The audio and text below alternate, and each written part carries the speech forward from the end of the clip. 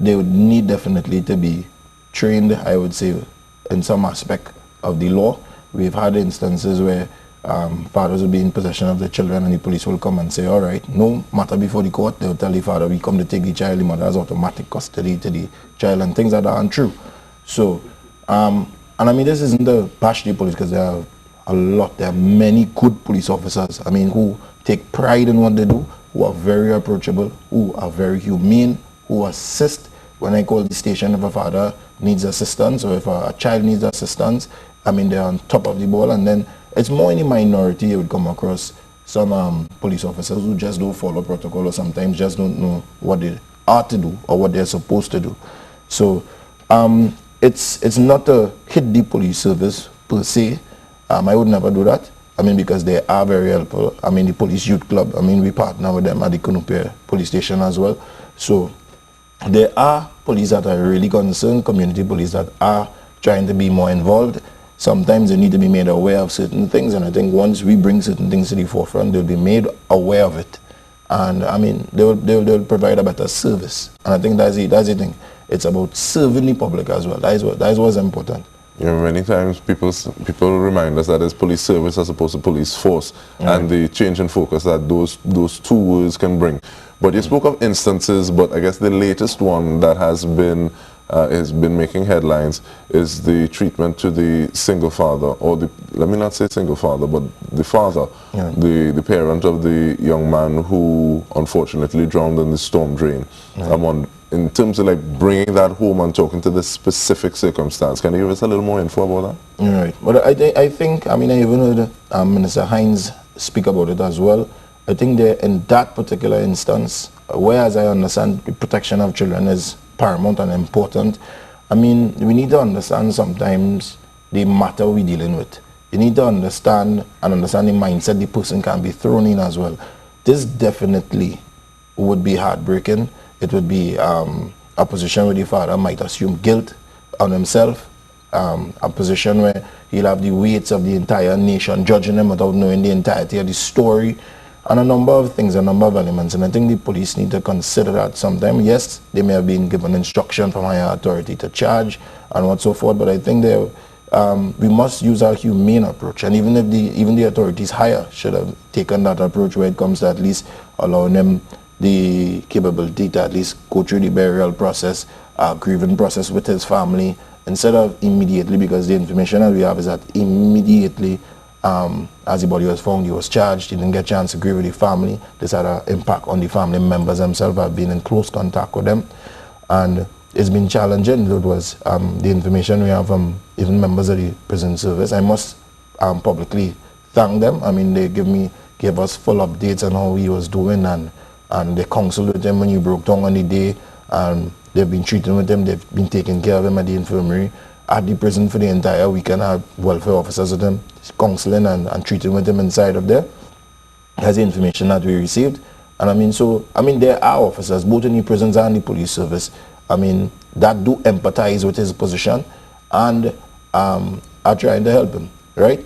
But I'm saying in a situation like this, especially with loss of life of your young one, I have a son at the very same age, and I mean, I put myself in this position, and that's particularly why I could have dropped everything to try to see what I could have done to assist. I think we need to really understand that this would be a grieving process. As I say, it would be a situation where he might assume guilt. Is a process where you would have to, I mean, monitor him now, because he, I mean, could become a victim as well now. So we really need to, sometimes I would say the police service and the heads of the police service needs to take that humane approach, and I mean, empathize sometimes, particularly in scenarios like these.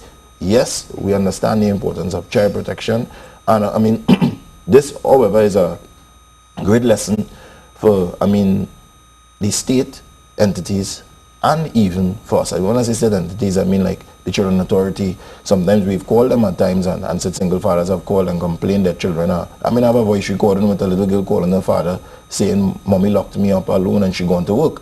And I mean, sent them to the Children Authority the day after, and they said they couldn't do anything because because the matter is before the court and they can't intervene. And I'm not a bash the Children Authority. I mean, there are a lot of things that provide them a lot of legislation that is missing, and a lot of legislation that they need to really be able to intervene in certain scenarios. I mean, their hands are tied at times as well. And then we have all these, talking about systems again that we could use in situations like this. We have the homework centers, we have the early childhood daycare centers, I mean like the kindergartens, the public ones, that I find particularly at holiday times when you know children are going to be home and parents are going to be off to work, they could be used as a daycare facility. Not everybody could afford daycare service. Daycare service isn't a cheap service. Definitely, and we want to talk about some of those methods that we can go forward with, inclusive of training for the police, some what the recommendations that you would have just off the fly. But we have about a minute and a half before news, but I'm wondering though, and we'll continue over the news break, but what does it mean when you have someone, a minister, the current administration, a parent, a former police officer, saying that the police, they were callous in their actions? Well, it says a lot. I mean, it's a bold statement that he made too, and I mean, I must commend them. Most politicians won't do that.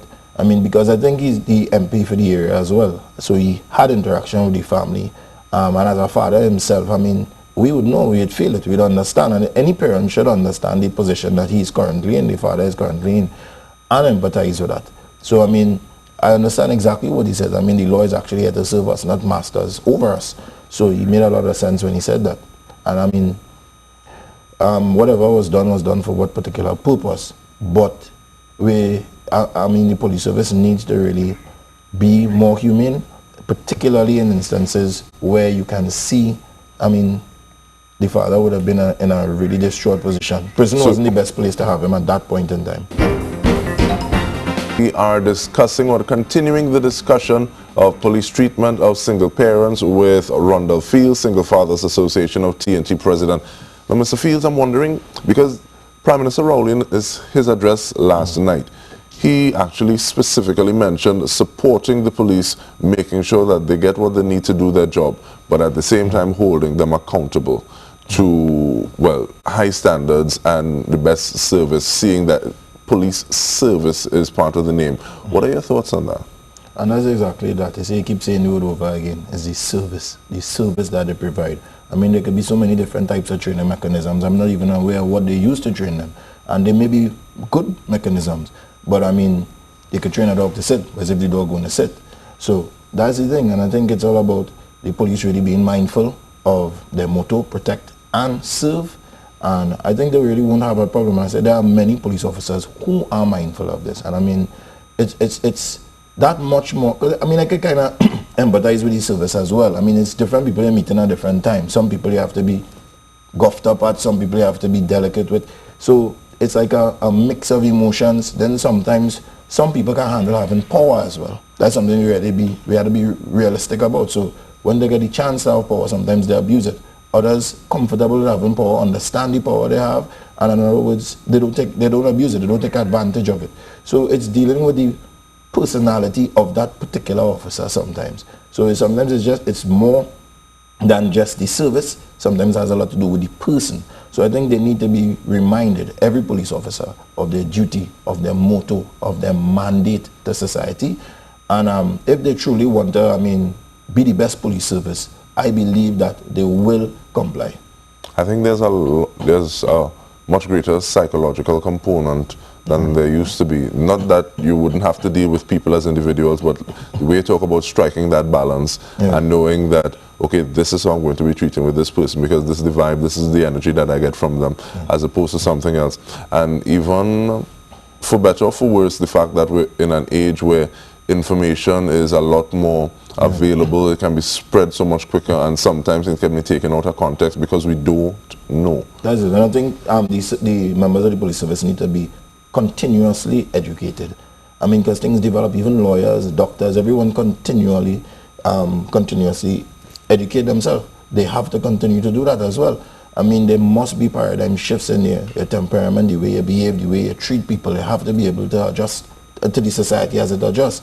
It can't be back in like 20 years ago, I might come in and say I've been abused, and they say, "Hey, go home, go and lock up your wife, forget that." No, it's something different. You must take it as a report, you must report it, you must log it, I mean, you have to deal with things differently as you see society evolving and changing. Because now you're going to get guys going into the police station, making reports and saying, hey, I'm being abused, I'm being taken advantage of, I just got struck in my face by a lady. What you going to do? Are you going to do something? You can't now say, hey, that's a girl, go home and forget that. And sometimes I see things, you still get out of the police service. Sometimes someone comes to make a report and wants a receipt, and then you're not really interested to give them a receipt. They don't think you should give them a receipt even though they request one.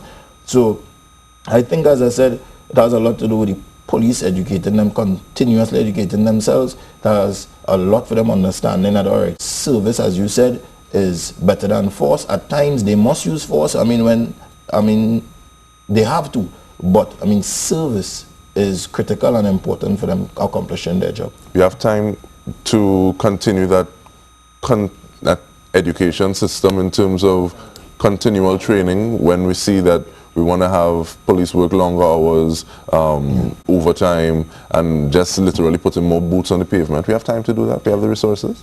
Well, I wouldn't know if we have the resources. I would hope that we have the resources. I see more money going out there. But I mean, and that's another thing too. We need to really understand the police job is a stressful job to imagine. I mean, complaints all the time, reports all the time, a lot of negativity sometimes all the time. So I don't know if you want to just increase the hours or increase your force, your workforce. So even for the national security leaders, they have to keep these things in mind too. You don't want to stress someone out already in a stressful environment. So I mean, all these things could be one of the reasons that sometimes police officers upset or don't want to take a report, or they're fed up paying the same thing over. You have them working too long a shift. They shouldn't be working so long a shift based on the department where they're working. So I think it may be need for a reform, not only in the police station, but I mean at the police headquarters, above the police headquarters, Ministry of National Security, different things that they need to look at really getting the best out of your police officers. Because I am not a police officer. So I mean, we could look from outside and always say what they should do and what they can do and what they have to do. But putting yourself in their scenario sometimes, it may be very well stressful. So I mean, I think it may call for reform from the head straight down to the toe. Final words for single parents, not fathers, not mothers, but single parents in general with this with school restarting. Yeah, I mean, let's take this as a serious warning what has happened there. It's very unfortunate what happened to Mr. Henry and his son. I mean, sometimes we do it. You send your kids to the parlor unattended. You send them to school because they believe school is right down the road. Or you send them to travel on their own because you've taught them and you expect them to know what to do and how they should do it. But it's a blink of an eye. These things happen. Mr. Henry could have been home and the very same thing happened. He could have been inside preparing lunch and the children playing outside and the same thing happened. It's a lesson for us to really be more mindful, teach our children how to protect themselves from injuring themselves. That's a very important lesson that we must teach them, and we must try to be as vigilant as humanly possible.